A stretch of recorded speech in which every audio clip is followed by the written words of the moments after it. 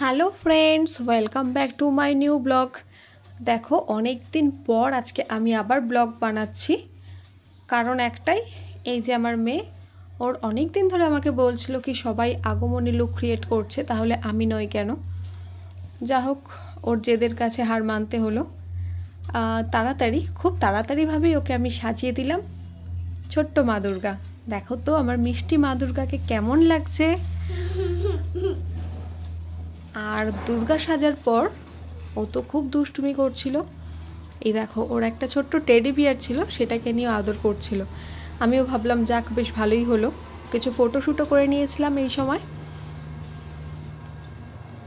আর ও দোলনাতে বসেছিল, কিন্তু চুলটা খুব বিরক্ত করছিল ওকে। চুলগুলো বারবার চোখে মুখে চলে আসছিল। এরপর আমি ওকে ছাদে নিয়ে গিয়েছিলাম একটু ফটোশ্যুট করার জন্য।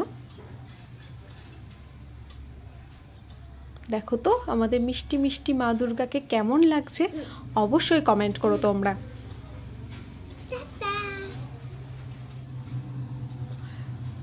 এরপর এই যে গাছগুলোতে একটু হাত বুলানোর পর তারপর ও তো ছাদে বসে পড়েছিল, পা দুলাচ্ছিল ছাদের বসে। আমাদের এই জায়গাটায় বসতে খুব ভালো লাগে। ও বসে পড়েছিল, অ্যাকচুয়ালি ওকে বসিয়ে দেওয়া হয়েছিল। নিজের মতো দুষ্টুমি করেই যাচ্ছিল, কোনো সময় থামার নাম নেই। এই দেখো, বসে পা দুলাচ্ছে। আমাকে কেমন লাগছে বলবে।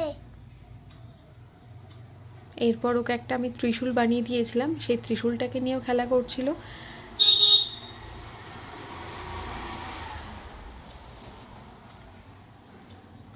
তারপরে শুরু হলো নাচ। বেশ খানিকক্ষণ নাচ করলো। ও এখানে নাচ করছিল। কি গানের নাচ করছিলিস মাম্মা? বাজলো তোমার। ও বাজলো তোমার আলোর বেনু। গানটা একটু করো। বাজলো তোমার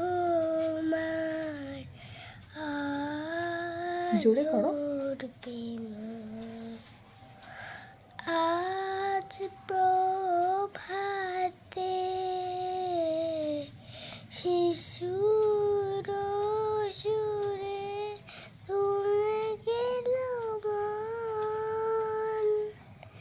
বাজলো বাজলো বাজলো তোমার আলোর বিনু। একটু জোরে করো, কিছুই তো শোনা যাচ্ছে না।